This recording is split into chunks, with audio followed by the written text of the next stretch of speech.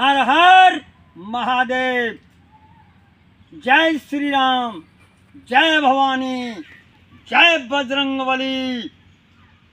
अखंड भारत, अखंड भारत। गर्व से कहो कि हम हिंदू हैं। इस कविता का हेडिंग है तलवार।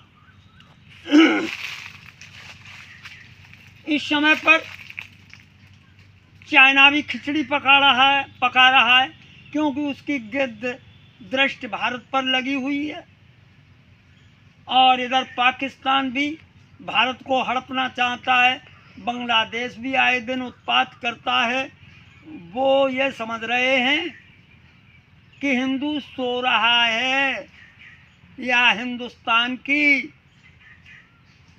तलवार में अब धार नहीं है।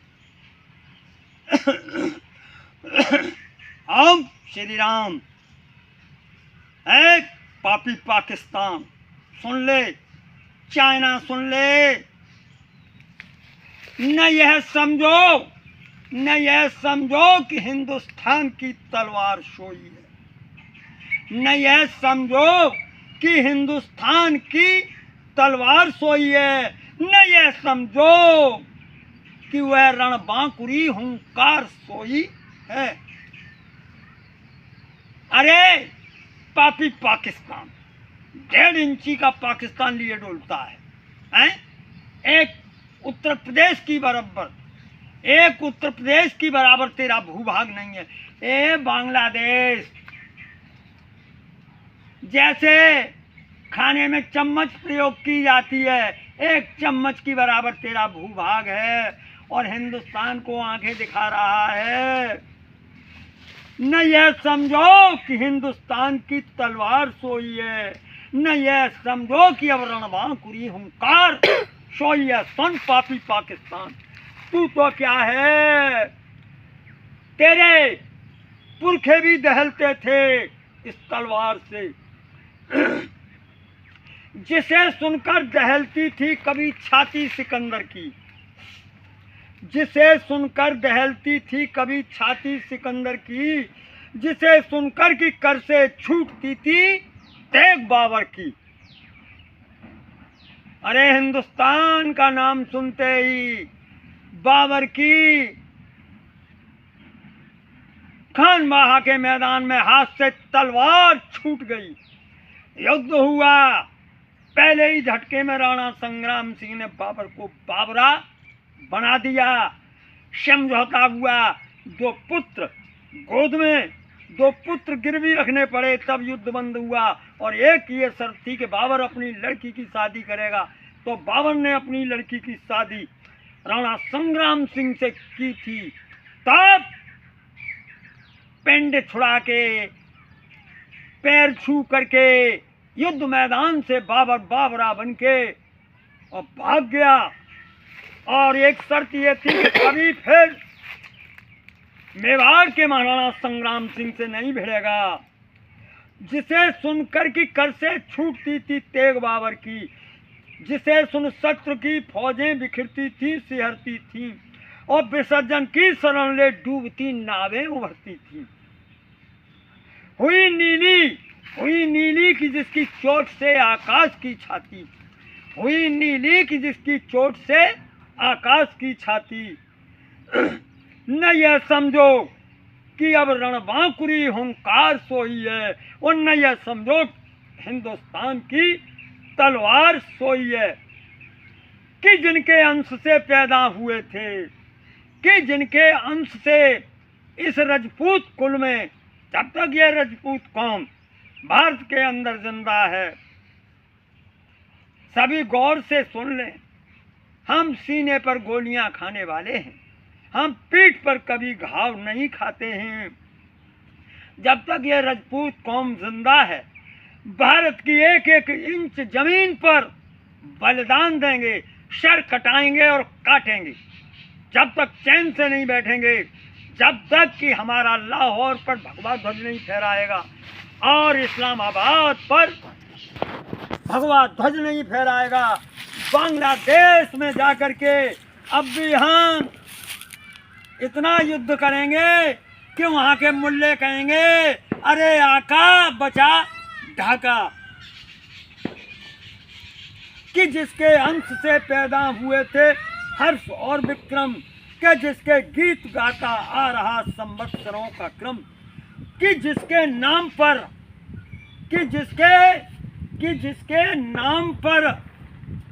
फिर सुनो गौर से, ऐसे महान का कई बार नाम लेना पड़ता है, कि जिसके नाम पर तलवार खींची थी शिवाजी ने, किया संग्राम अंतिम श्वास तक राणा प्रतापी ने, कि जिनके न यह समझो कि अब रावण बांकुरी हुंकार सोई है, कि जिसके अंश से पैदा हुए थे हर्ष और विक्रम, कि जिसके गीत गाता आ रहा संवत्सरों का क्रम, कि जिसके नाम पर तलवार खींची थी शिवाजी ने, किया संग्राम अंतिम श्वास तक राणा प्रतापी ने, किया था नाम पर जिसके कभी चित्तौड़ ने जौहर, न यह समझो कि धमनी में लहू की धार सोई है, न यह समझो कि हिंदुस्तान की तलवार सोई है।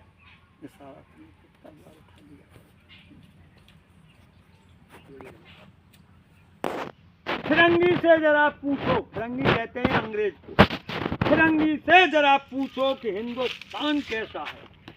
भाई फिरंगी से जरा पूछो कि हिंदुस्तान कैसा है, कि हिंदुस्तानियों के रोष का तूफान कैसा है। जरा पूछो भयंकर फांसियों के लाल तख्तों से, कहेंगे कि हिंदुस्तान का सम्मान कैसा है। अब बसाए नागबामी में मगर वो छेड़ने वालों, न यह समझो कि जीवित नाग की फंकार सोई है, न यह समझो कि हिंदुस्तान की तलवार सोई है। न यह समझो कि जीवित नाग की फंकार सोई है, न यह समझो कि हिंदुस्तान की तलवार सोई है। विश्व को मालूम है कि जब जर्मनी के तानाशाह एडोल्फ हिटलर ने तमाम यूरोप को रौंद डाला, इंग्लैंड के आकाश पर, इंग्लैंड देश पर अपने एरोप्लेन द्वारा वो बमबारी की, कि वहाँ का पादरी कहने लगा कि अब तो कयामत आ गई, ए माई गॉड मेरी रक्षा कीजिए, ए माई गॉड मेरी रक्षा कीजिए।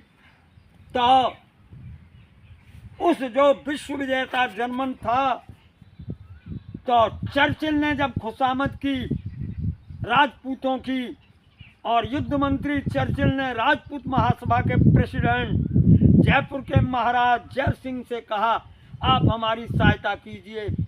तो जर्मनी ने सभी देशों को, फ्रांस जिसमें रबड़ की सड़कें हैं, रसिया विश्व शक्ति है, उसको रौंद डाला और मॉस्को तक मारा लाल फौज को। तो जब चर्चिल ने रूस की सहायता के लिए राजपूतों की रेजिमेंट भेजी, उसने जाकर के 8 दिन भूखी लड़ी, 8 दिन प्यासी, अंग्रेज उनका इंतजाम भी नहीं कर सके। 8 दिन में जर्मनी के घुटने टिकवा दिए और मारते मारते बर्लिन में जर्मनी को घुसेड़ दिया। तो राजपूतों का नाम सुन के एडोल्फ हिटलर ने कहा संसार की मार्शल रेस कौम राजपूत से हम नहीं लड़ सकते। एडोल्फ हिटलर विमान में बैठ करके जहां पर सुभाष छिपे हुए थे वहीं पहुंच गया। ऐसे राजपूतों की तलवार होती है। ईरान इराक बॉर्डर पर भी राजपूतों ने तलवार चलाई, और जापान पर जब अमेरिका ने एटम बम मारा था, उससे पहले जापानियों ने जब चढ़ाई की, तो भारतीय रेजिमेंट ने, राजपूत रेजिमेंट ने इतना बड़ा युद्ध किया कि जापानियों को युद्ध से मार भगाया। और जब जापानियों ने कैद किए हुए राजपूतों को आगे बढ़ाया, जापानी तो युद्ध में हरा दिए, तब उन सुभाष बाबू ने भी राजपूत रेजिमेंट बनाई थी, और वो जापान के द्वारा गाइड थी। उसने इतनी अंग्रेजी फौज की पिटाई की कलकत्ते में आकर के जापानियों ने चाय पी थी और कहा था, तुम मुझे खून दो नेताजी सुभाष चंद्र बोस ने, मैं तुम्हें आज़ादी दूंगा। दिया है शांत का संदेश ही हमने सदा जग को। भाई हम तलवार वाले भी हैं, हम महात्मा गौतम बुद्ध के भी अनुयायी हैं और हम महात्मा गांधी की बात के मानने वाले हैं। परंतु महात्मा गांधी मुस्करा रहे हैं, बुद्ध जी हंस रहे हैं, क्योंकि आपस धर्म को समझते हुए दिया है शांत का संदेश ही हमने सदा जग को, अहिंसा का दिया उपदेश भी हमने सदा जग को। न इसका अर्थ है हम पुरुषत्व का बलिदान कर देंगे, न इसका अर्थ है हम नारीत्व का अपमान से लेंगे। रहे इंसान चुप कैसे कि पादाघात सहकर जब उमड़ उठती धरा पर धूल जो लाचार सोई है, न यह समझो कि हिंदुस्तान की तलवार सोई है, न यह समझो कि अब रण बांकुरी हुंकार सोई है, न यह समझो कि हिंदुस्तान की तलवार सोई है।